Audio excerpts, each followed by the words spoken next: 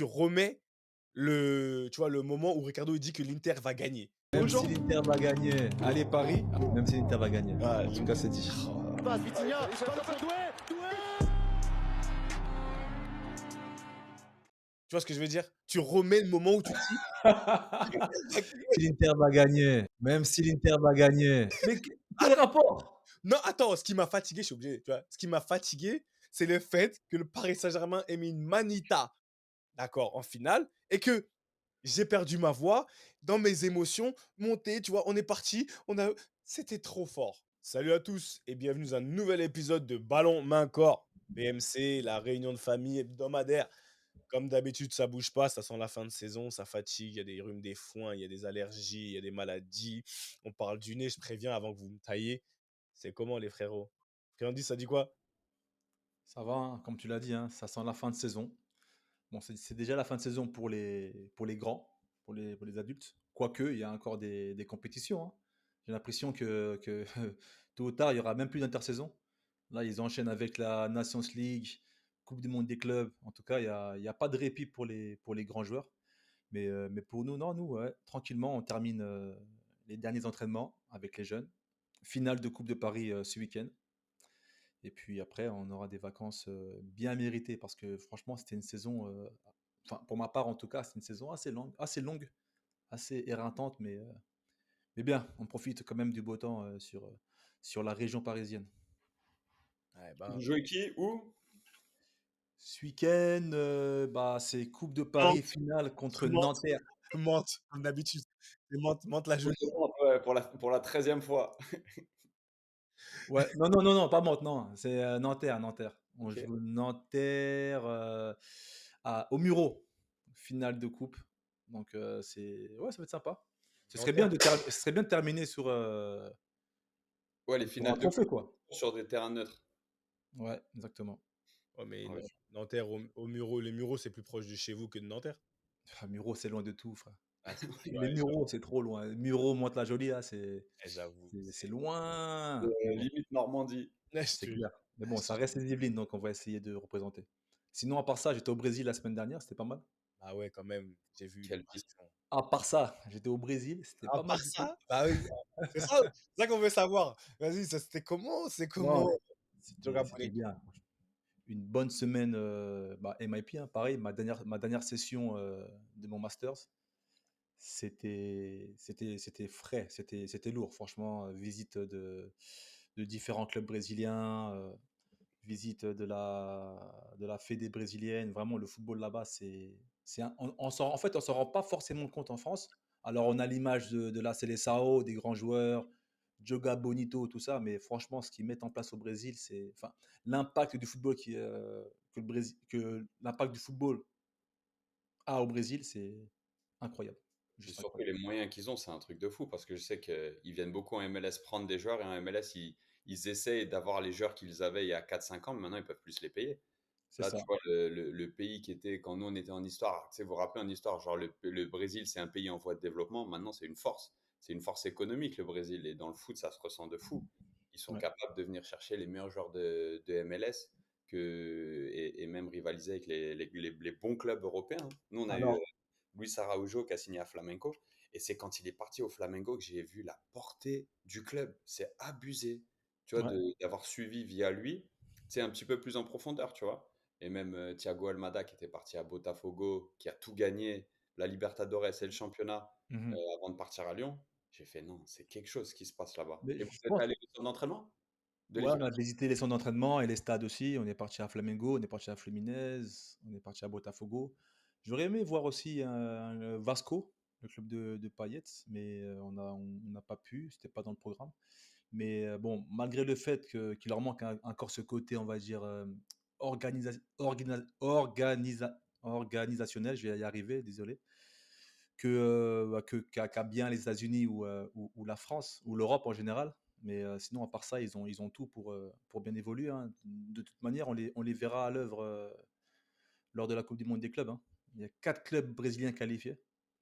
Donc, ça va être intéressant de voir comment ils se comportent. Mais on va surtout voir l'impact aussi de ces clubs-là. Parce que, comme tu l'as dit, Q, c'est des très, très gros clubs. On ne s'en rend pas compte ici, mais c'est des gros clubs à l'échelle mondiale, hein. C'est énorme. quand on jouait à Football Manager, on allait toujours chercher des. Tu vois, quand ça a commencé, des joueurs brésiliens. Tu vois. Quentin, il a parlé du cours d'histoire. Moi, je parle pas de ça. Je parle de. Tu vois, Football Manager, c'est mieux. Tu vois. Et on Les allait cours chercher. d'histoire footballistique. Voilà, cours d'histoire footballistique. On allait chercher des joueurs brésiliens. Et ça, t'as toujours eu ce truc où tu te dis que le Brésilien, il va, tu vois, il va générer, ça va être la prochaine pépite. Et même ici, ils vont toujours chercher des Brésiliens. Donc oui, j'ai vu un peu, j'ai suivi ton road trip au Brésil. Et même de loin, là, tu te dis, ah ouais, t'es dans dans le sanctuaire du football. Un peu, c'est comme ça que je le vois, tu vois. Il y a des trucs de fou qui se passent et on verra, hein. Bon, Etiel, ça dit quoi? Parce que lui, il parle Et trop. moi, Ça raconte le Brésil. j'ai- j'étais pas au Brésil, c'est pas aussi romantique, mais j'ai eu une semaine de mouvement aussi. J'étais 2 jours à New York City et 5 jours dans le Kansas, New York pour un speaking Opta où j'étais invité à une conférence Opta sur l'utilisation de la data et le storytelling. Et en fait, le speaking que j'ai fait, c'était le point de vue du joueur, en fait, dans le storytelling et comment on percevait un peu toutes ces choses d'un point de vue de joueur, parce que eux, c'était vraiment un point de vue média, point de vue club, point de vue. Donc, c'était super intéressant avec Mathieu, notre guest BMC qui fait partie de la famille Ballon Main Corps, qui a Mhm. été invité sur le podcast. Et ensuite, tournoi U13, U14, un des gros tournois de fin d'année aussi, la Patterson Cup, euh, où les U13 et U14 ont fait bonne figure, hein, finaliste et troisième, donc 2 et troisième. Des vrais bons petits matchs, hein. Ouais, nos U14 ont joué contre Dallas, qui est sans doute l'une des meilleures académies en MLS avec Philadelphie, et vraiment des matchs de haut niveau, exposés à pas mal de choses et exposés à la vie avec les gamins de 13-14 ans, les parents qui font les voyages, qui se comportent comme ils se comportent. Non, la dynamique, elle est intéressante, mais c'est sérieux, c'est sérieux. Il faut vraiment qu'on continue parce que le message se perd beaucoup dans les attitudes. Vraiment, tu vois, on en parlait sur le dernier podcast. Sincèrement, Seb, je te confirme, ces petits-là sont exposés à tellement plus que nous au même âge, c'est hallucinant. C'est hallucinant. Et là, des exemples incroyables. Bref, c'était une semaine qui a semblé être 2 ou 3 et c'était top. C'était top. Et toi, du côté de London, ça prépare un voyage à Skip? Bah, c'est vrai, ça skip, ça prépare un voyage. Je vais pas te mentir, si j'avais pu l'éviter. Enfin, c'est pas que si j'avais pu l'éviter. Oh, le bourgeois. Ricky, c'est un de ces Non, bourgeois. c'est pas que c'est pas ça. Si j'avais pu l'éviter, je te parle Les en problèmes de riches. problème de riche, de Ah, ouf. je dois voyager. Je dois partir à Miami, mais j'ai pas trop envie. Ouais, et tu C'est à sais Miami quoi? que tu dois partir, c'est ça? À Ouais, Miami, hein? je pars. C'est pas que je dois partir, je pars à Miami. Je pars à Miami pour l'ouverture de la Coupe du monde des clubs. J'aurais préféré, enfin, si j'avais pu ne pas y aller, pas parce que c'est loin. Je parle même pas de, c'est parce que c'est loin. C'est loin, c'est épuisant. J'ai beaucoup voyagé. Je suis tombé malade quand je suis rentré de ces derniers jours, quand je suis rentré de tous mes périples après mes événements que j'ai fait, que j'ai Hmm. hosté, etc. Tu vois, je suis tombé malade. J'avais perdu ma voix après à cause d'un certain nombre de choses. Et après, je suis tombé malade, tu vois. Donc, tout ça fait que là, je dois revoyager loin. Je parle pas de 5 6 heures de vol, hein, tu vois. Et donc, voilà, c'est loin. Attends, mais pour le coup, là, parce que c'est vraiment intéressant, parce que c'est vraiment dans l'actu aussi. Enfin, tu pars un peu à reculons. Pourquoi? Parce que pour toi, ce championnat-là ou cette compétition-là, la Coupe du monde des clubs, Mm. pour toi, elle n'est pas vraiment kiffante. Enfin, je sais pas, tu ressens pas forcément de hype particulière. Ouais, déjà, Que quand on parle de Coupe du monde classique FIFA World Cup, c'est toujours un kiff. Tu dis, ah, la Coupe du monde, un événement mondial La et tout. Coupe du Monde, Ouais, là tu y vas à fond, là. Mais par contre, là, tu te dis, bon, c'est une compétition un peu de voilà, regarde, déjà, seconde classe, un truc comme ça. C'est quoi ton point de vue par rapport à cette compète? c'est un, c'est un truc qui a été fabriqué. Il y a un truc qui est fabriqué. Donc, il n'y a pas une hype autour de ça. Et je sais même pas. En fait, il n'y a pas de légitimité autour de cette compétition. Pour moi, elle est financière parce que ça va générer énormément d'argent pour les clubs et ça, c'est vous, Mmh. le côté business. Donc, après, moi, j'y vais pas à reculons. Mais sincèrement, la distance fait que. Et j'y vais pour un match, j'y vais pour l'ouverture et je repars pour la demi-finale finale. Je fais pas toute la D'accord. compétition, tu vois. C'est pour ça que je te Ouais. dis, tu vois, il y a eux-mêmes dans la manière de couvrir l'événement, tu as les droits sur un certain. Mais tu sens que c'est pas. Tout le monde ne se bat pas pour ça. Tout le monde ne se bat pas pour ça. Donc après, moi, en tant que, on va dire, qui est, je ne veux pas dire quoi, consultant, ce que tu veux, j'y vais, je suis content, je vais voir du foot. Tu vois, mais quand tu ajoutes la distance, le décalage horaire, le fait que je sorte un peu de maladie, et etc. Et comme tu dis, une fin de saison qui a été fatigante pour tout un chacun, ah bah, ça tire sur les organismes aussi. Donc, je dis pas que, Je sais même pas c'est quoi le match d'ouverture. tu vois, C'est qui? c'est le Miami, Miami Miami contre, et Ali. ouais, l'équipe Al tunisienne, Ahly Égypte? ouais, Ouais. Égypte, tunisienne, égyptienne, pardon, contre l'Inter Miami, tu vois. Et donc, pas de problème, hein, ça va être un truc. Moi, c'est du foot. Miami, c'est bien, et je pars quelques jours. Mais quand tu mets tout ça mis bout à bout, il y a pas l'engouement ou la légitimité. Après, j'espère que ça va bien se passer. Donc voilà ce que je pense de cette, Ah, Ricky, c'est Samuel Eto'o-Fils, il a fatigué notre gars dans sa conférence. non, tu sais ce qui m'a fatigué? Et je vais le dire avant toute chose, attends. Abonnez-vous, parce qu'il faut que ça passe vite. Abonnez-vous, cliquez comme d'habitude, abonnez-vous, faites tout ce que vous avez à faire, faut envoyer la cloche, c'est important. Ce qui m'a fatigué, et là, Issa, s'il te plaît, à ce moment-là où tu fais le petit montage, tu remets tu vois, le moment où Ricardo il dit que l'Inter va gagner. Même Aux si gens. l'Inter va gagner, allez Paris, même si l'Inter va gagner. Ah, En tout cas, c'est dit. Passe Vitinha, balle pour Doué. Doué. tu vois ce que je veux dire? Tu remets le moment où tu dis Si l'Inter va gagner, même si l'Inter va gagner. Mais quel rapport? non, attends, ce qui m'a fatigué, je suis obligé, tu vois? Ce qui m'a fatigué, c'est le fait que le Paris Saint-Germain ait mis une manita, d'accord, en finale, et que j'ai perdu ma voix dans mes émotions montées, tu vois? On est parti, c'était trop fort. Donc, Ah, ta voix, tu l'as perdue à ce à moment, cause de la Manita? bien sûr, je l'ai perdu à cause de la manita. Ah, moi, je pensais que c'était par rapport à Tottenham depuis la victoire Non, mais ça c'est mais là-bas, j'ai en pas crié, Europa, là. là, j'ai même pas crié là-bas. Ça, là-bas, j'ai même pas de quoi on parle? Là-bas, c'était business. C'est bien sûr, j'étais bien. C'est la joie. C'est la joie. Le Paris Saint-Germain, ça n'a rien à voir. Ça n'a rien D'accord, ok. Ça n'a rien à voir. Le Paris Saint-Germain, j'ai dû qui couler une larme. C'était magnifique. Et donc, Issa, s'il te plaît, Issa qui écoute, tu remets le moment où Ricardo dit l'Inter de Milan va gagner, etc. Eh, je te cache pas que j'ai subi un pressing de malade à la fin du match. Même Mathieu, d'ailleurs, Matt, il m'a appelé avec Siway, force à Siway et à Pape. Pape, Siway et Mathieu, ils m'ont appelé juste après la finale parce qu'eux, ils étaient à Munich. Mhm. Ricky, mea culpa! Mais Refais une vidéo sur les réseaux, excuse-toi! Comment ça, l'Inter, ils vont gagner? J'ai fait, les gars, calmez-vous, j'ai seulement donné mon analyse. Et Alors puis, imagine, à la fin, j'ai dit que le meilleur, normalement, doit gagner. Le meilleur est le PSG. Était le PSG. Mais comme c'est une finale, c'est particulier, l'Inter, tout ça, mais l'Inter, ils ont été horribles à ce match. Ils ont été horribles. tu Ah, vois ils l'homme m'ont déçu. tu vois l'homme des médias, Q, tu vois l'homme des médias. ah, mais c'est, bah, tu sais, tu t'étais pas à RMC avec Daniel? Ouais, ouais. Pour tout Lui, gagner, c'est vraiment. chaud, hein. C'est chaud le monde actuel là où ça ressort toutes Pour les tout gagner. phrases, oh, waouh. Là, Luis Enrique, il est comme ça, il se met sur son vélo et dit Paris SG. Je vous avais dit quoi? Ouais, laisse Vous tomber. l'avez pu le dire, celui-là? Ouais, donc voilà Bon, pourquoi. mais bref, attends, avant que tu continues, disclaimer, parce qu'on a le temps, puis c'est notre média, donc on fait ce Oui, qu'on veut ici. on fait ce qu'on veut Mais exactement. attention, moi j'ai bien exposé, j'ai pris le temps de faire un joli trade sur Twitter, allez le retrouver, sur X, pardon, allez le retrouver, j'ai bien exposé les faits. Mais à la fin, j'ai bien précisé, normalement dans un monde normal, le PSG est censé l'emporter, parce que c'est le meilleur qui doit l'emporter, c'est le PSG. Par contre, attention à l'Inter, parce que si, parce que ça, j'ai montré des faits, j'ai exposé les matchs et tout, j'ai expliqué pourquoi l'Inter pouvait être un danger pour le PSG.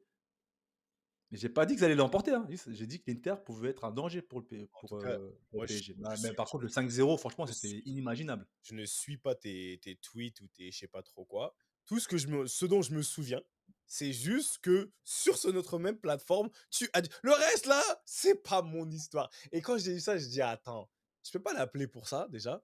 On va attendre le prochain BMC parce que franchement, comme tu dit, on veut des excuses officielles». Ah, Alors franchement, pour ça, je m'excuserai pas, hein.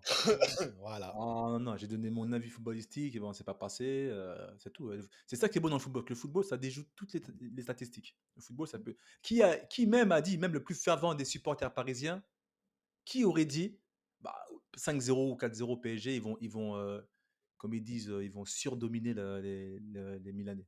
Personne, c'est vrai. Non, personne. mais la victoire, tout simplement, c'est tout ce qu'on voulait. Dire que Ah oui, la Paris allait victoire, gagner, mais c'est moi aussi j'ai voulu la victoire, hein. Attention, hein, ah! moi aussi je la voulais, hein, Ouais, voilà. et je le dis aussi de Ah, montrer, moi c'est enfin parce que bref. tu es un peu italien tu vois, tu romanista, mais bon, tu es un peu italien, toi, tu fallait que on sait jamais si tes paroles étaient retranscrites en italien, on sait jamais. Mais bon, tranquille, c'est pas grave, on te pardonne. Donc De toute voilà façon, pourquoi je de toute façon, je vais quitter les réseaux, ça va être rapide là. Vous allez voir. Tu seras le dernier d'entre nous à quitter les réseaux, Ricky. ouais. Alors là, attention, que me prends pas au mot parce que Mais j'ai plus non! d'activer, ça va vous faire tout drôle, hein, moi je vous le dis, hein. Ouais, on vous ramène vers l'ego. Le Exact. Tu vois comment chauffer quelqu'un? Exact. Enfin bref, Enfin on en bref, reparlera. ce aujourd'hui, sera la machine. à la suite, tu vois, Q, tu as commencé, allez, alors on se met dedans un petit peu. Et par rapport à ce que tu as, toi, t'en as parlé, on en a parlé la dernière fois, parce que c'était il y a 2 semaines. Et là, tu en as reparlé, là. On va continuer, tu vois, parce qu'il faut que ça y ait une suite dans ce qu'on dit. Dans les gens qui ont écouté le dernier épisode, tu as teasé des choses, d'accord? Tu as teasé un certain nombre de choses. J'ai réfléchi un peu comment on pouvait l'amener de manière un peu structurée. Et ce dont je veux qu'on parle aujourd'hui, c'est bah, les early bloomers, les late bloomers et la mentalité on va dire, comment je vais dire ça? Ah, attends, j'avais trouvé un terme que j'avais dit, je vais dire, allez, on leur parle, les jeunes à qui on parle comme des hommes, mais ce sont encore des gosses. Ça veut dire que la dernière fois, on a parlé de ça, ouais, je t'ai dit, ah, ça c'est une mentalité d'adulte. C'est une mentalité, c'est une parole d'adulte, c'est une réflexion, pardon, une réflexion d'adulte.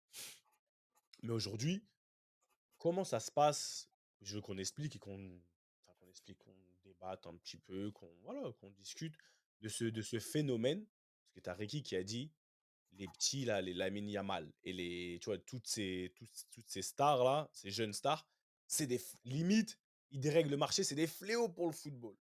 Donc, maintenant, comment on fait on va opposer un petit peu ceux qui percent vite, quelle mentalité ils ont. Est-ce qu'aujourd'hui, comment on pourrait faire en sorte que ces jeunes, parce que pour moi, c'est des bébés, ça reste des bébés, mais on leur incombe une réflexion d'adulte. Et tu en as parlé, Q, et peut-être que c'est toi qui vas remonter la balle parce que tu vis en ce moment ou j'en sais rien. Mais ce truc-là, tu vois, parce que pour moi, c'est un fléau. C'est une réelle problématique et qui n'est pas simplement liée au football parce qu'on a nos enfants. Aujourd'hui, moi, je les entends parler, laisse tomber. Des fois, je me dis, mais attends, mais tu crois que tu as 35 ans, quoi? Mais les informations qu'ils ont, aujourd'hui, les poussent à croire que ils ont et dans le joueur de foot, parce qu'on va parler de foot aussi, bah, on voit des jeunes, ils ont 17 piges, 16 ans, ils sont aussi bien bodybuildés physiquement, ils sont médiatisés à un niveau, mais dans la tête, fin des fins, de manière, allez, scientifique, c'est très fragile et c'est des bébés. Donc on va évoluer dessus, mais voilà, je sais à peu près là où je veux qu'on aille à peu près pour qu'on puisse développer un peu tout. Donc voilà ce dont je voulais parler aujourd'hui. Ensuite de ce que tu avais teasé, vous aviez teasé de manière extraordinaire au dernier épisode. La parole est à vous, messieurs. Early bloomer, late bloomer, pourquoi, comment, qu'est-ce que ça veut dire et comment on peut changer tout ça. Attends, je te laisse monter le ballon là, Putain, sur c'est celle-là. vraiment la fin de saison alors. Ah non, en plus, moi je sais que c'est Par un où sujet commencer? Mais délicat. comment dire? Les 2-3 dernières semaines, elles nous l'ont confirmé, c'est-à-dire qu'on en a parlé, mais entre-temps, tu as Désiré Doué qui a mis 2 buts, une passe D avant ses 20 ans, en finale de coupe du monde, en finale de Champions League. Tu as Lamine Yamal qui est qui, entre guillemets, subit une campagne de presse pour être Ballon d'or. Toutes ces choses, elles dépassent l'entendement. Et le truc, c'est qu'effectivement, t'as des enfants, tu as des préadolescents de 13, 14, 15 ans qui rêvent de faire carrière et qui voient tout ça et qui l'absorbent et qui se disent, littéralement, Yamal a 3 ans de plus que moi et il peut être Ballon d'or. Pourquoi pas moi? Ils se disent pas toutes les heures d'entraînement, ils isolent pas un talent générationnel, ils font pas le rationnel entre leurs émotions et justement le rationnel, tu vois? Ils font pas la distinction entre et du coup, ça se donne sur des exemples au quotidien. Là, j'ai vu tout récemment, il y a les parents d'un enfant de 8 ans dans un club professionnel, à 3 pour ne pas le citer, qui ont tabassé ou qui ont embrouillé ou qui en sont venus aux mains lors d'une réunion de fin d'année avec l'entraîneur du gamin de 8 ans. Quand tu parles de surinformation, Arrête. faut être câblé différemment pour faire ça. Ouais. Et donc en fait, par où commencer quand ces 2 dernières semaines, elles ont encore plus augmenté ce phénomène? Désiré Doué, c'est un 2005 si je me trompe pas. Ouais, 2005. Il a mis 2 buts et une passe D en finale de Ligue des Champions. Tu crois que tout le monde ne rêve pas de Et son on en parle pas aussi, mais tu as le petit Mayoulou aussi, hein, c'est ça, qui est qui rentré est rentré, qui a marqué, 2006, il me en semble. 2006. Ouais, mais c'est ça, mais lui finalement, il fait presque, inexpérimenté à côté de Doué qui a juste un an de plus. Ce que je veux te dire par là, Exactement. c'est que l'information, elle vient pas des entraîneurs, l'information, elle vient pas des parents. L'information, elle vient du téléphone. Elle vient de tout ce qu'ils voient sur les réseaux et en fait, ce qui est franchement super appréciable, tous ces insights, toute cette immersion dans la vie des joueurs, toute cette immersion contrôlée dans la vie des clubs, ben, du coup, ça te donne des idées et c'est ce qui fait que moi, je le remets là. Mais moi, ma question, c'est limite, est-ce que Yamal, à 17 ans, il n'est pas déjà à son prime? Parce que quand il va prendre conscience de beaucoup plus de choses, quand il va être fatigué par toutes ces sollicitations, mais comment est-ce qu'il va pouvoir être plus frais qu'il n'est actuellement? Tu comprends? Et en l'espace de 2 semaines, là, il commence à avoir des vidéos de la réaction quand il a été, sorti après, au match du Portugal, là, dans la Nations Cup, en finale Mmh. et de sa réaction, lors de la remise des trophées. Vous vous rendez compte? Il s'est passé 2 années littéralement de temps en 3 semaines. Ouais. Après la question du prime, on peut en rediscuter, mais c'est vrai que l'impression qu'il donne, c'est aussi l'insouciance qu'il dégage, le talent inné qu'il a. Moi, enfin, je m'inquiète pas spécialement pour Yamal parce que Yamal, OK, après il aura des hauts et des bas, il aura sûrement, j'espère pas pour lui, mais il va connaître aussi l'expérience des blessures, comment il va pouvoir rebondir après tout ça, parce qu'en plus lui on le voit, hein, c'est un style de jeu qui va être vraiment sujet à des attaques, à des voilà, tu vois, à un ciblage particulier, hein, encore plus que Kylian Mbappé. Donc, il faudra qu'il fasse attention à ça aussi. Je pense que oui, moi je suis d'accord avec toi sur le fait que il est câblé d'une manière que beaucoup de jeunes aujourd'hui ne comprennent pas en fait. Ou alors, le plus grand fléau, on l'a suffisamment dit ici, le plus grand fléau, c'est que, on a l'impression que c'est la norme, qu'alors en fait c'est une véritable anomalie, ces gens-là. Anomalie. Ils ont un développement qui est hors norme, ils ont voilà, une évolution qui est hors norme, mais malheureusement, comme tu l'as dit, le système fait que, les informations font que, et même les éducateurs, hein, attention, hein, mais il y a même certains éducateurs qui se trompent de discours avec les jeunes. Ils pensent que c'est normal. Donc on doit obligatoirement sortir un Lamal par-ci ou par-là. On doit absolument faire monter ou promouvoir un jeune parce que voilà, on soupçonne quelques talents en lui. Alors c'est pas les bonnes démarches à suivre. Et malheureusement, bah, ça prend une plus grosse échelle. Et dès 13 ans, dès 12 ans, bah, on est déjà à la recherche du nouveau Yamal. Là, on dit plus le nouveau Zidane ou le nouveau Ronaldo quand ils sont à leur prime, à leur vingtaine bien établie. C'est là, on est à la recherche du nouveau Wonder Kid. Donc ça veut dire que ce début voilà, de hype, bah, il prend effet de plus en plus tôt. Et pour moi, c'est trop néfaste pour les enfants, C'est pour les quoi? jeunes et même pour tout l'écosystème du football en général. Ça, c'est sûr que c'est néfaste, on le sait maintenant, mais si tu rentres on va dire un peu plus en profondeur, qu'est-ce qui fait qu'est-ce qui fait qu'un joueur, tu as parlé du talent, mais voilà, qu'est-ce qui fait que c'est quoi un early bloomer, c'est quoi un late bloomer? Parce que Yamal, tu parles Yamal, Zahir Emery, parce qu'on parle de Zahir Emery et c'est un très bon exemple par rapport à ce qu'il traverse aujourd'hui. Entre guillemets, Ouais, entre guillemets, ce qu'il traverse, parce que ce qu'on a ouais, collé comme image d'un joueur qui aujourd'hui, on a créé une situation autour de lui qui traverse un truc, il a un down, soi-disant, d'accord? Mais c'est quoi quelqu'un qui perce vite? Pourquoi et c'est quoi quelqu'un qui perce vite et c'est quoi quelqu'un qui perce tard et pourquoi? En fait, qu'est-ce qui fait que aujourd'hui, un joueur peut être perçu de l'extérieur et lui-même de manière, on va dire, intérieure, comme quelqu'un qui a percé vite. Et après, ma dernière question, c'est vous, vous étiez dans quoi? Vous étiez un early bloomer ou un late bloomer? Et le professeur, je vois, je fais l'essuie-glace avec ton doigt. Il y a beaucoup de questions, tu vois? Juste le sujet de Zaïre Emery, c'est marrant parce que tu vois, Ricky, il a dit: «Ouais, Mayoulou, t'as vu, super jeune, il a marqué, mais il a l'âge de Zaïre Emery, qui est blasé d'être sur le banc». Tu te rends compte? Et comme tu l'as bien exprimé, Ouais. c'est un petit peu ça que tu veux dire, c'est que il joue moins, donc on a l'impression que c'est déjà, bah, la hype, elle est déjà passée et comment il va faire dans cette situation et ouais, s'il est 1 an ou 2 sur le banc, il va perdre son temps. Non, mais il a même pas 20 ans. Il a quoi? Il a 18, 19 ans. Il vient d'avoir 19 ans peut-être. 19. C'est un truc de fou. Il y a le temps. Et donc, en fait, il faut laisser le temps aussi aux fondations, quand bien même précoce, quand bien même un talent physique, technique et mental précoce, il y a quand même du temps de construction. Tu vois, je lisais dans un livre il n'y a pas longtemps, l'espérance de vie d'une entreprise, elle est souvent proportionnelle au temps qu'elle met pour exploser, pour devenir successful. Mais c'est presque un peu pareil pour les footballeurs. Parce que tout ce temps, avant d'être exposé vraiment au succès,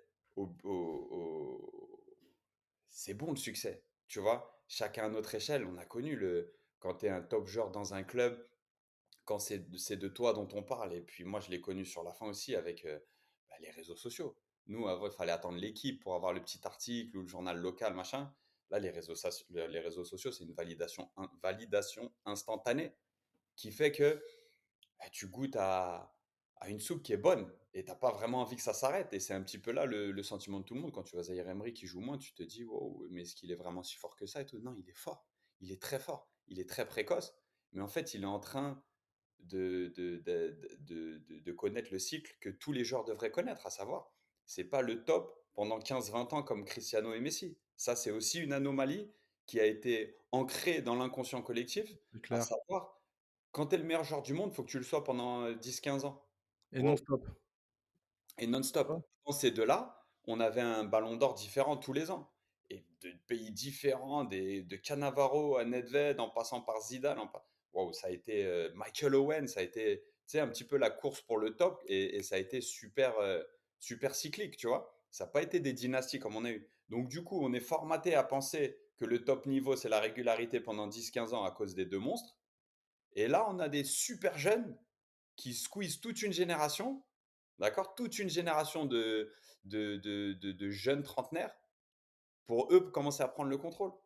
Parce que quoi? Parce qu'effectivement, ils arrivent à un système où on a tellement de foot, on a tellement d'images, on a tellement de compétitions. Le simple fait qu'après avoir gagné la Ligue des Champions 2 jours après, c'était à Clairefontaine, j'ai eu presque de la peine pour eux, tu vois. C'était limite, mais comment ils C'est vont clair. redescendre? Comment ils trouvent le sommeil la nuit en se disant, mais demain je suis titulaire contre, c'était quoi? Contre le L'Espagne? Portugal, Ouais, contre l'Espagne. Direct, ouais. En plus, L'Espagne. direct, un gros match en plus. Ouais, direct un grand match. J'ai dit, j'avais presque de la peine. Et là, tu vois, ils sont à Los Angeles pour la Coupe du Monde des clubs. Après la France, après la Ligue des Champions. Tu te dis, mais à un moment donné, même ça, c'est pas humain, tu vois. C'est qu'ils peuvent même plus profiter du Graal, limite. Et pour en revenir à ta question, qu'est-ce que c'est qu'un early bloomer? En fait, c'est quelqu'un qui saute toutes les étapes. Dans le foot, c'est littéralement ça. Là, tu as des mecs qui sont passés à 15 ans, ils jouaient en 18 ans. Je parlais récemment du cas de Ayman Bouadi. En fait, à Ouais. 15 ans, il a fallu lui revoir tout le contrat et tout le plan de carrière qui s'était fixé quand ils l'ont recruté de Creil, de Lille à Creil. Il a fallu tout revoir parce qu'à 15-16 ans, il se disait, mais en fait, il est déjà prêt pour les pros. Donc, il a littéralement sauté toutes ces étapes pour maintenant être un joueur professionnel à 17 ans. À 17 ans. Mais tout ce socle, toute cette phase d'apprentissage, toute cette phase de... En fait, tu testes sur la durée, tu vois. 20-30 matchs de U16, 20-30 matchs de U18, 20-30 matchs de réserve. Et ça, c'était un... 20-30 matchs, c'est une saison. C'était déjà un modèle accéléré hein, pour nous à notre époque. Là, ça n'existe même plus. Là, t'as littéralement des jeunes, t'as des adolescents qui ont 50 matchs grand maximum, toutes compétitions confondues, avec leur centre de formation, et qui se retrouvent avec des tauliers en Ligue 1. Ouais. Et après, pour corroborer ta question par rapport au late bloomer, moi j'ai un exemple concret, c'est un joueur comme Akliouche. C'est des joueurs qui, voilà, qui ont pris du temps à arriver à maturité, qui étaient peut-être même en retard physique, morphologique, qui avaient des qualités certaines, mais à contrario, qui a su prendre le temps d'évoluer, de grandir, de progresser pour, arriver au monde pro à 20 ans. Aujourd'hui, c'est une anomalie, hein, d'arriver en pro à 20 ans. Tu arrives en pro à 20 ans, c'est tu arrives des championnats mineurs où tu as pas réussi à percer, où voilà, tu sors des mailles du filet, amateur, qu'alors que non. Lui, il arrive de Clairefontaine, il a fait sa formation, ses préparations. Il était en retard par rapport à certains autres, joueurs de sa génération, mais la chance qu'il a eue, enfin, ou alors l'intelligence qu'il a eue, ou alors que son entourage a eu, c'est que voilà, il a pris le temps de progresser, il s'est pas pris la tête, il s'est pas montré trop pressé, j'imagine, par rapport à ses autres coéquipiers ou concurrents. Et Ricky, aujourd'hui, on le voit. il était en retard ou les autres, ils étaient trop en avance? Bah, il y a un peu des deux. T'as un peu, surtout à Monaco, où ils sont vraiment dans une volonté de trading de jeunes joueurs. Bah, les jeunes joueurs, on les fait jouer très tôt, on les expose pour après les vendre. Et qu'alors Akliouche, c'était vraiment le contraire. Il a fait le temps, il a pris le temps de progresser, de jouer avec parcimonie. Aujourd'hui, c'est un joueur accompli, c'est un des tout meilleurs joueurs de Ligue 1. Moi, c'est un joueur que je kiffe, que j'apprécie énormément. Et maintenant, il est des niveaux des plus grands. Pour moi, il aurait sa place dans l'effectif de l'équipe de France, à Mais là, l'image d'un là où il Thiago faut, Motta. là où il faut faire gaffe 2 secondes, par contre, est-ce que je te coupe, Ricky, mais c'est hyper important. C'est que lui, il aurait voulu jouer à 16-17 ans en pro. Il n'a pas dit non, non, donnez-moi le temps de me développer. Voilà. Il était juste pas prêt. En tout cas, en tout cas, en ce qui te concerne, je n'ai pas entendu d'écho ou des brèves disant Akliouche perd du temps, Akliouche veut partir, Akliouche veut jouer. Ok, peut-être il n'était pas prêt, mais il a su aussi le conscientiser ça. Il a su Et là, l'analyser, le comprendre, l'intégrer. le point que je voulais faire, c'était quand un coach te dit que tu n'es pas prêt d'aller jouer en CFA quand tu es première année en réserve, en N2 ou en N3 en fonction des clubs, et quand tu es première année U19, en fait, trust the process, tu vois? Aie confiance Mhm. dans le process et développe-toi. Joue tous les week-ends plutôt que t'en revenais à nous, ce qu'on était.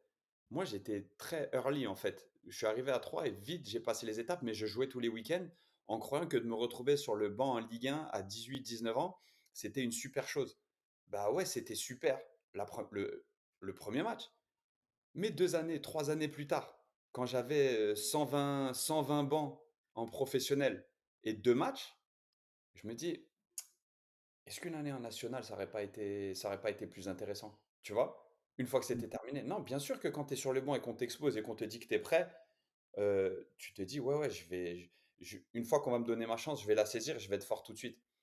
Et toutes ces années fondamentales de répéter, faire des matchs, s'exposer à du foot d'équipe première par rapport à du foot d'équipe réserve. Tu vois? Il y a un timing à ça. Ce qui m'a pas souri en début de carrière, c'est ce qui a sans doute fait que, bah, j'ai arrêté ma carrière à presque 40 ans. Tu vois? Parce que justement, le temps que ça a mis pour moi de découvrir un petit peu le plus haut niveau et tout, ça m'a permis d'y durer. Parce que justement, toutes ces frustrations, parce que j'ai connu le chemin un petit peu sinueux, où j'ai connu la longue salle d'attente. Ces gars-là, là, quand tu vas leur dire assieds-toi sur le banc 3 matchs de suite. Mais regarde, tu vois, par exemple, ça, suite à ça, c'est ce que je disais au dernier épisode, je disais qu'il y a des réflexions d'adultes.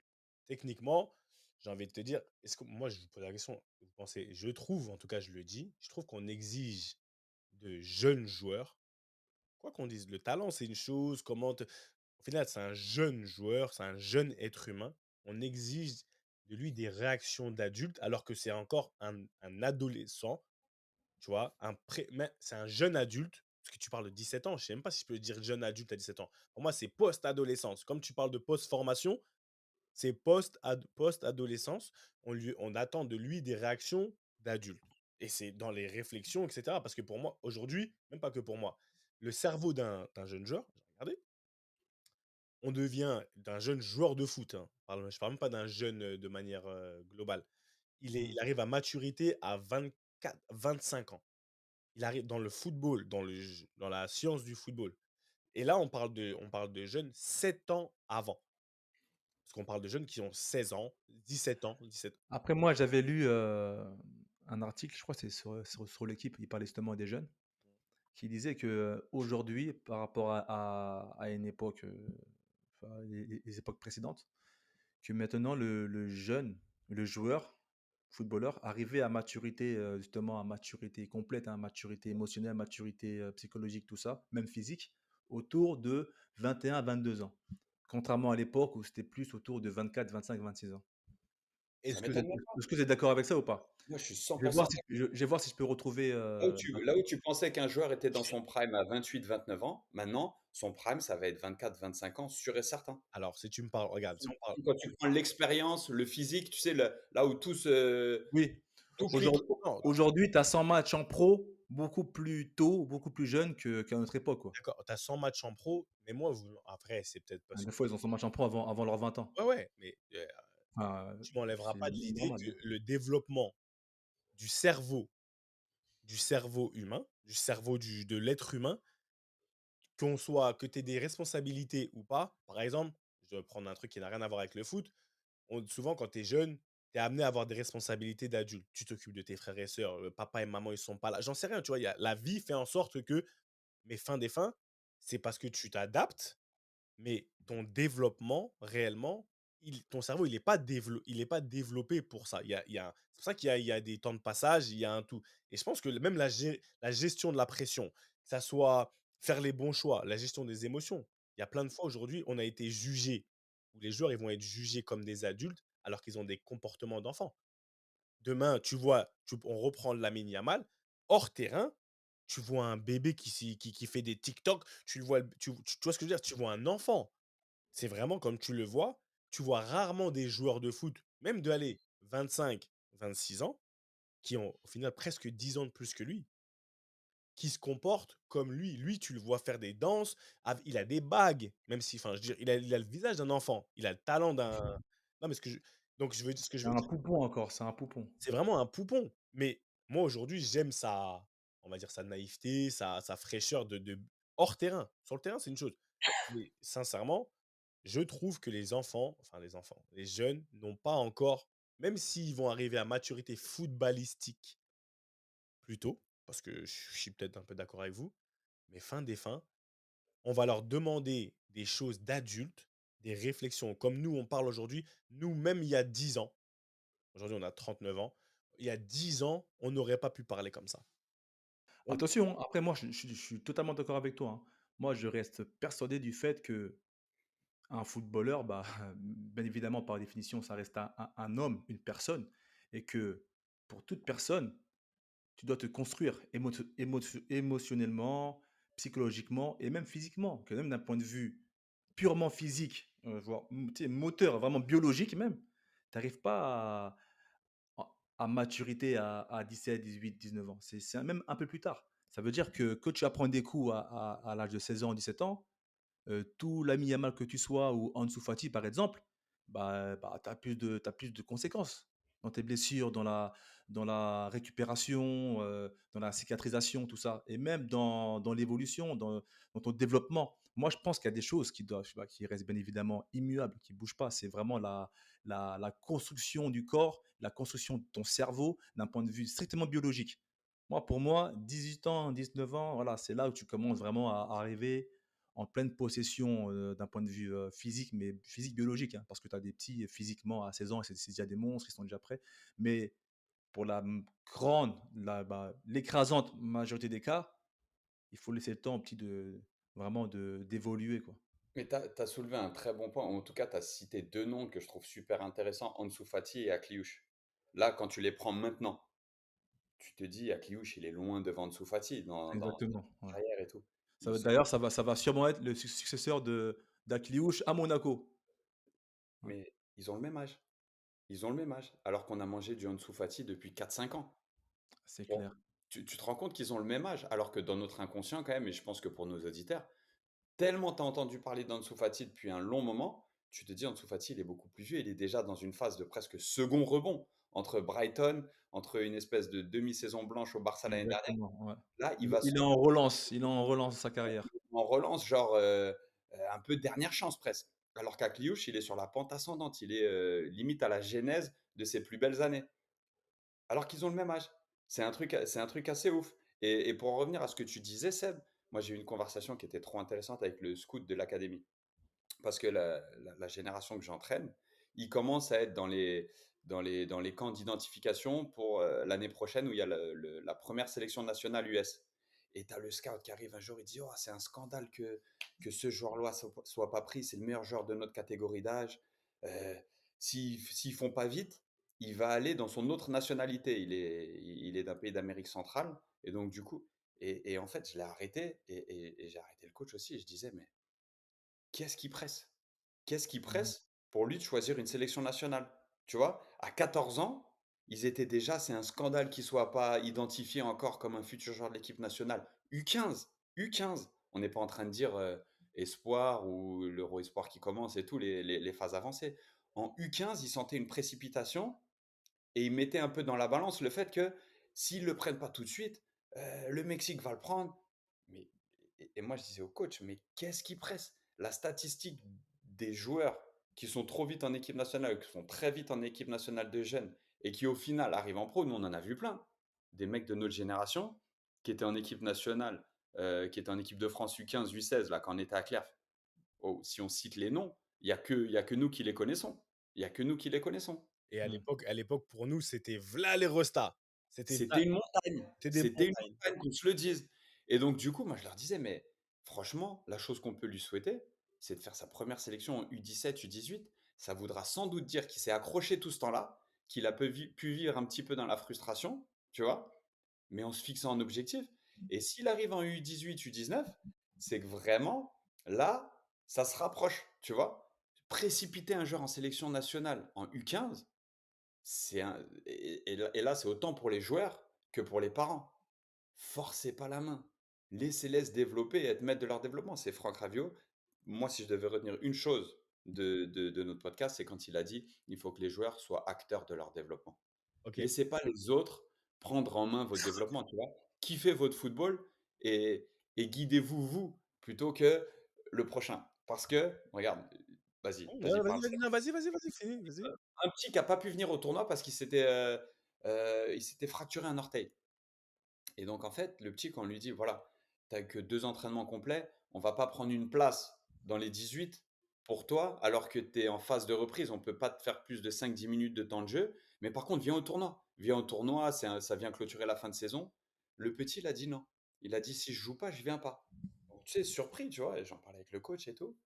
Et ensuite, j'ai appris que le petit, tu sais comment il s'est blessé? En faisant de l'entraînement individuel avec un préparateur physique. Ouais. Ah ouais. Donc tu t'autorises à avoir une attitude comme ça et tu t'es blessé hors terrain en faisant de l'entraînement supplémentaire. Pour moi, c'était un des nombreux exemples que j'ai maintenant de tout le monde veut trop, trop vite et que maintenant, en plus, par-dessus ça, tu te permets d'avoir une sorte d'attitude, tu vois. C'est de la Mhm. frustration Ouais, autant que du mauvais caractère, attention.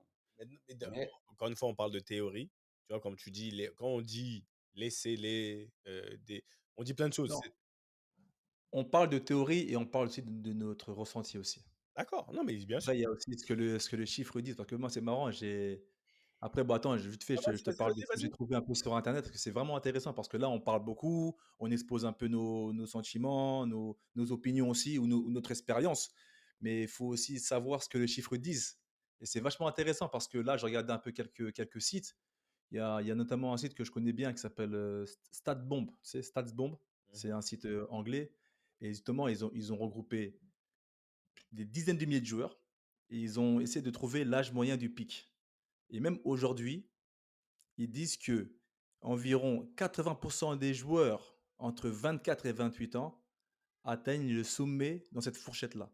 Donc, malgré tout, on va dire le prime, il n'a pas trop évolué par rapport à notre époque.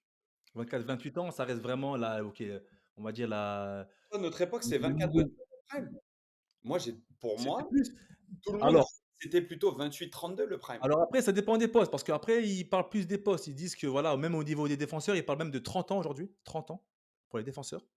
Et pour les ailiers, c'est plus 23, 24 ans, tout ça.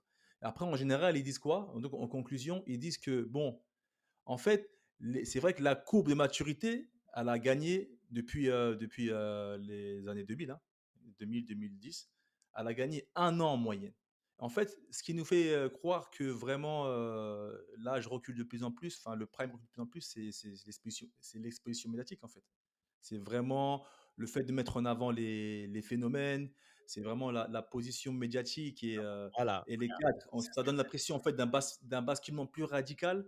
OK. Alors non, en fait, ils sont certes plus précoces, mais l'excellence, elle reste toujours entre 26 et 30 ans. Alors voilà, regarde, tu vois, Ricky, c'est ce que tu disais. C'est que quand on parle d'anomalies, aujourd'hui, on fait des anomalies ou c'est comme quand on parle des gens de l'extérieur, ils parlent des footballeurs. Oh, il y a tellement, comme on dit, beaucoup d'appelés, mais peu d'élus. Les gens, ils pensent que tout le monde, la majeure partie des gens, ils parlent que des super gros salaires. Il y a plus de Ouais. footballeurs qui gagnent, entre guillemets, toute proportion gardée, leur vie décemment dans l'écosystème du football que ceux qui gagnent des centaines de millions d'euros, tu vois, par mois ou par année. Donc, mais on Juste fait. Ouais, parenthèse, pardon Seb. Par rapport à ça, j'ai un chiffre aussi, un vrai chiffre. vas-y. Tu sais, c'est quoi la moyenne? Les joueurs de football professionnels dans le monde, parce que vraiment, quand on parle de footballeurs professionnels, on généralise. Tu sais, c'est combien la moyenne du salaire d'un footballeur professionnel? Je sais pas, 4 000, je sais pas, 5 000, 6 000, C'est c'est 7 000 € par mois. voilà. Ok. Après, si tu enlèves les salaires du top 5, Mmh. tous les salaires des top 5. Ça veut dire, qui représentent peut-être, 5 des joueurs de football dans le monde, hein. Allez, je suis gentil, Et encore. 10 dans le monde entier et encore, je suis gentil. Parce que là, on parle vraiment du footballeur professionnel dans son essence. Mmh. Les joueurs de Ligue 2, nationale, de tout le monde entier. Tu sais c'est combien la moyenne? 1005, non, un truc comme ça. C'est 3 000 € ou 3 500 € par mois. C'est un salaire entre guillemets «normal» de cadre, sachant que c'est un salaire que tu vas avoir, pareil, en moyenne, environ 6 ans. Ouais. Parce que Donc la durée de vie d'une carrière, en moyenne, c'est 6 ans. c'est Et 6 ans. encore, même 6 ans, je suis gentil, c'est la fourchette haute. Donc, c'est pour te dire que quand on voit l'image d'un footballeur, on pense directement à Porsche, grosse voiture, grosse maison, beaucoup d'argent. Mais c'est pas ça la vraie. La Ouais. réalité est autre. Dans la C'est ça aussi qu'il faut aussi exposer aux jeunes, à tout le monde en fait. à tout le monde et c'est pour ça que c'est C'est des chiffres, hein, c'est pas moi qui le dis, c'est des chiffres. dans ce même ordre d'idée, quand on parle aujourd'hui de early bloomer, late bloomer, tu l'as bien dit il y a 2 semaines, c'est des gens qui dérèglent le marché et les gens qui dérèglent le marché, c'est des exceptions et on ne fait pas d'une exception une règle.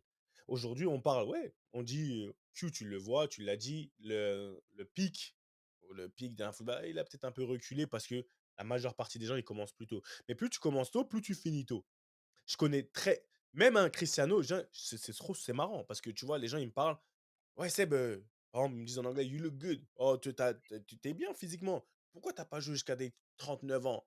Et j'ai: «En fait, qu'est-ce que vous me racontez? Cristiano, il joue jusqu'à 40 ans. Luka Modric, il joue jusqu'» Mais vas-y, continue à me citer des Vitorino Hilton, il a jou mais en fait, vous vous rendez pas compte que là, on parle de comme tu dis 0,000 je sais pas combien de pourcents sur la globalité du football et le problème de ce qu'on voit aujourd'hui, quand là on parle de ceux qui, pour moi, des enfants, je dis bien des enfants, des jeunes, à qui on demande des choses d'adultes, très peu, parce que les jeux ceux qui sont exposés, on parle aujourd'hui des Désiré Doué. J'entendais tout à l'heure Kylian Mbappé qui parlait de Désiré Doué, comment il a son approche, mais même dans sa communication, Mbappé, Désiré Doué, qui tu veux, mais c'est des exceptions. En fait, ils ont été entraînés, faut pas croire, ils sont pas nés comme ça. Ils ont des facilités, peut-être, mais faut pas croire et Ils on ont des prédispositions les aussi, hein. prédispositions, voilà, mais on les a entraînés, on les a matrixés pour pouvoir donner un certain produit et de ce produit-là, on croit que c'est ça la normalité. Mais aujourd'hui, moi, je pense que même les neugeux, il y en a très peu qui sont capables de gérer la regarde ce qu'ils font, non, comment ils parlent et cetera. Mais c'est normal. Aujourd'hui, ils font des bêtises de jeunes et vous aussi, je pense que vous aussi, moi aussi, à entre 17, allez 20. Tu sais quand je signe à Newcastle, sincèrement quand je signe à Newcastle et que quand ils me donnent pas ce que je veux sur le moment et que je sors du bureau et en gros je lui insulte sa mère en français au directeur sportif, c'est parce que j'ai 19 ans, je vais avoir 20 ans. J'ai aucune, même si je suis un control freak, j'ai aucune maîtrise réellement de manière interne de mes émotions.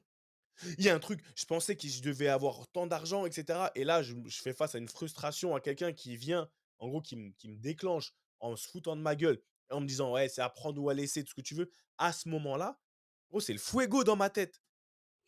Comme un jeune, est-ce que tu peux m'en vouloir?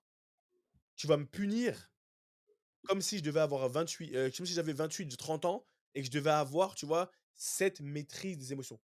C'est pas pour me dédouaner, mais je trouve que c'est pas que c'est impossible. Il y en a qui vont réussir, mais je trouve faut m'éduquer derrière ça. Comme aujourd'hui, tu as des nos enfants, ils font des bêtises d'enfants. On va pas les condamner. Nos enfants, ils ont tous le même âge, nos grands, parce ils font des bêtises d'un enfant de 14 15 ans. Mais parce qu'on Mmh. a des attentes. On a des attentes pour les petits. Oui, ils ont des prédispositions. Oui, c'est des talentueux. Oui, ils dérèglent le marché. C'est comme les gens, il y a des dérégleurs de marché. Pas croire que le dérégleur de marché, c'est la norme. En tout cas, non, j'ai vu que tu t'es rapproché. Non, vous avez été bons, les gars, vous avez été bons. Et là, tu vois, l'exemple que je c'est dans et c'est dans tous les domaines, hein. Justin Bieber, il est arrivé bien trop tôt et tu vois que là, tu as Il a l'impression qu'il est serré, c'est exactement, il a serré. exactement. Watch what you wish for, tu vois? Vraiment. Bah, bien sûr, Bon, après le monde de la musique, c'est un monde vraiment à part, hein, franchement. pourquoi? Ah, parce Ce que nous, on le cette connaît moins bien. C'est ce qui est cette industrie-là, elle est c'est parce que et en quoi c'est différent le foot? Ouais, Tu vois, mis à d'un part point de ça vue serait qui? tu vois? non, mais après, bon, oui, OK, d'accord. On est d'accord sur le fait qu'il a été exposé vraiment de manière super précoce. Ça, c'est vrai. Après, bon, ce qui s'est passé à côté, ça, on ne sait pas. Mais moi, là, il faut qu'on reste dans le cadre du football. C'est que vraiment, les petits, ils ont un encadrement. Et comme tu l'as dit, Seb, si maintenant, on veut que nos petits bah, deviennent des très bons joueurs, bah, forcément, il faut leur miser l'excellence, mais il faut vite les analyser, savoir s'ils ont les épaules assez solides, s'ils sont prêts aussi à encaisser tout ça. Parce que tout le monde ne l'est pas. Enfin, même personne ne l'est. Personne ne l'est. Encaisser ce qu'a encaissé Kylian à 17 ans, à 18 ans, jouer contre des gaillards. Parce que, crois pas, nous, on voit, les gens voient ça à la télé, Champions League, les matchs à Dortmund. Mais quand tu as 17 ans, tu joues devant 80 000 personnes qui t'insultent en allemand, qui t'insultent en anglais, dans tous les stades où tu vas, tu joues contre des pères de famille, comme ils disent, des pères de famille, tu sens une pression vraiment, une pression d'adulte sur toi, mais faut encaisser ça, faut savoir l'encaisser, hein. Et c'est pas ton entourage, c'est pas ton coach, c'est pas tes amis qui vont t'aider à supporter ça, hein. C'est toi sur le terrain. C'est pour ça, moi, des personnes. Après, attention, hein, ces joueurs-là qui arrivent à encaisser, qui arrivent à assurer à leur âge, moi, je leur tire mon chapeau, hein, parce que ce qu'ils font, c'est extraordinaire, mais on s'en rend même pas compte, en fait. On s'en rend Eh, même pas compte.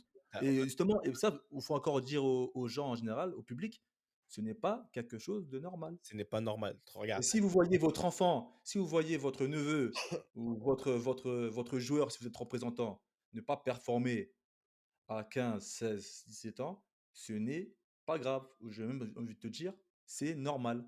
Assurez-vous qu'il retourne à l'entraînement. et C'est c'est tout, qui tout. travaille, Voilà. qui suivent le process. Tu parles de C'est un développement jeune. physique. Tu te rappelles? En fait, on sait tous, nous, on était jeunes. Quand on était plus jeunes, physiquement, tu es développé parce que tu fais du foot, tu es fort, tu as des muscles un peu bien dessinés et cetera. Mais tu as 18 ans, 20 ans. Tu es déjà parti, essayer de faire un bras de fer ou un corps à corps contre ton grand-oncle là, ou ton grand cousin qui en a 32, il va te marbrer. Ce que je veux dire, pourquoi? Il est naturellement parce que tu parlais de Kylian qui joue contre des adultes. Contre Mmh. des papas, des pères. La force et c'est pour ça que la force de l'adulte, même si on a des bras comme ça quand on est jeune, un enfant reste, entre guillemets, «un jeune» reste un jeune. Il y avait une vidéo comme quoi des petits qui voulaient même faire un serrage de main avec leur daronne. La force de la daronne qui est avec toutes les années. Tu vois ce que je en fait, c'est pour ça que c'est un truc de fou ce que les jeunes qui ont 17 ans, ce qu'ils peuvent encaisser mais ce qu'ils peuvent encaisser, il faut savoir que le corps, il a une mémoire. C'est-à-dire ce que tu encaisses, Ouais. de la même manière que les traumatismes que tu as, psychologiques quand tu es un bébé ou quand tu es un jeune, on t'a mis trop de pression, à un moment donné, ça va devoir sortir. À un moment en fait, le corps, donc on a dit, tu payes l'addition à un moment donné, que ça soit physiquement, psychologiquement. On parle regarde Kama, regarde le petit Kama Soit, aujourd'hui. soit ça se transforme en traumatisme, soit ça se transforme en expérience. En expérience, mais dans tous les cas, il y a une manière, ton corps ne va jamais. En fait, tout ce que tu as encaissé, mon docteur, je vous l'ai dit la dernière fois, je crois, il m'a dit: «Le problème que vous avez, vous les joueurs de foot, quand vous finissez, vous pensez que vous êtes toujours aussi, hermétique à tout? J'ai dit: Il dit: «Vous avez fait encaisser à votre corps depuis» toi, il me connaît, c'est le gars de mon quartier, depuis tes 12 ans, des choses qui sont anormales pour le développement humain et tu penses que votre corps, il va pas vous le rendre? Il dit: «Si vous Mmh, mmh checkez mh. pas, si vous checkez pas, que ce soit par des prises de sang et cetera», il m'a dit: Vous vous exposez, que ce soit maintenant, psychologiquement, physiquement, tout ce que tu veux, à ce que votre corps, il vous rende l'appareil d'une manière c'est obliga il dit: «C'est obligatoire». Donc tu peux faire tout ça très tôt, tu peux avoir la capacité d'encaisser, mais sache juste que comme tout, tu payes l'addition à un moment donné, tu vas payer l'addition. Donc quand à 24 ans, l'autre il fait un burn-out, le joueur, on parlait de Kiki, vous vous rendez mais bien sûr, mais c'est normal qu'au bout d'un moment il ait eu un trou où ça n'allait pas et cetera. Mais les gens ils cherchaient des comment dire? Des excuses ou des raisons comme si lui c'était un extraterrestre par rapport à tous les autres êtres humains de la terre. Il a eu sa période où il a fait la fête, il a fait des trucs de fou. On l'a programmé depuis l'enfance. Vous pensez que ça peut durer? Donc quelqu'un qui peut avoir 30 ans comme ça, c'est pas possible. Mais faut pas moi je pourrais pas lui en vouloir. Mais je pense que les regards des gens, il est différent par rapport à ça. Enfin bref, mic drop. Amen, les gars. Amen to that. En tout cas, bon, ça dit quoi ce week-end? On est parti loin dans le truc, hein. On est Mais parti loin, mais mais Ah, la c'est passion. important. c'est bien. Ça, c'est un sujet très, très important, sincèrement. C'est un C'est un sujet sujet. important. Faut remettre les choses à parce qu'il y a des choses qui sont, comme tu aimes bien dire, immuables. On reste des êtres humains. Le joueur de foot reste un être humain. Il y a un développement. Il y a des choses auxquelles tu peux pas sauter. On Ouais. n'en a pas parlé parce que les gens ils vont nous dire dans les commentaires, notre meilleur exemple, c'était notre gars à thème, au final. Au final, il a sauté énormément d'étapes. Il a sauté à Lyon, on lui a fait sauter énormément d'étapes, et cetera. À un moment donné, tu payes. Tu payes parce il y a des trous. Ouais, Tu peux pas il y a mettre des manques. il y a des manques. Tu Mmh peux mh. pas mettre des pansements sur tout en pensant que parce que il y a des choses qui sont immuables et qui peuvent pas bouger. Bon, en rapide, on s'est dit quoi ce week-end? Donc comme je l'ai dit au début, pour ma part, finale de coupe. J'en dis pas plus. J'espère Ouais, qu'on va réussir à tenir notre rang et puis à garder notre trophée, hein, depuis 2 ans parce que on est les 2 derniers vainqueurs de cette coupe de Paris U18.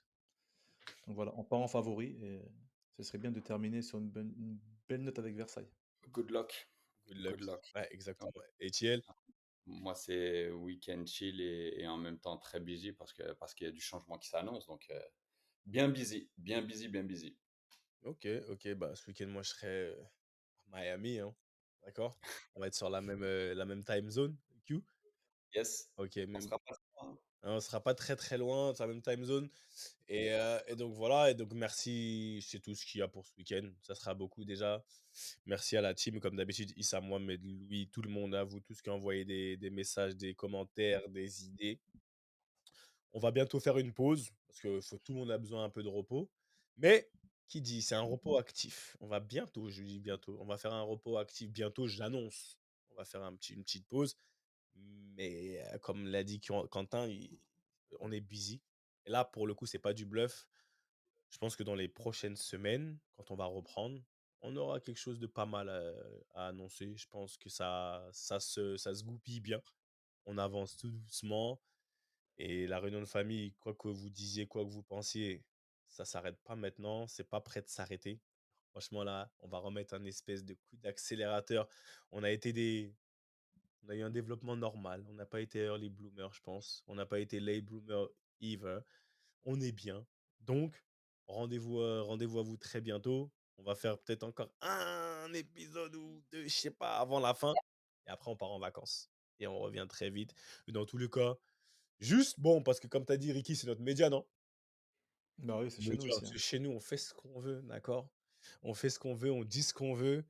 Et franchement, putain, j'ai pas eu le temps de mettre Aller Paris, tu vois, tout ça, etc., mettre la chanson. Parce que Ricardo, il a dit que l'Inter de Milan allait gagner. Ricardo, aujourd'hui, tu tournes, tu pompes, tu fais des burpees, basket parka. Allez hop, tu tournes, Ricardo Fati. Merci beaucoup, c'était Ballon Main Corps. À la semaine prochaine, on est ensemble. Q. One love.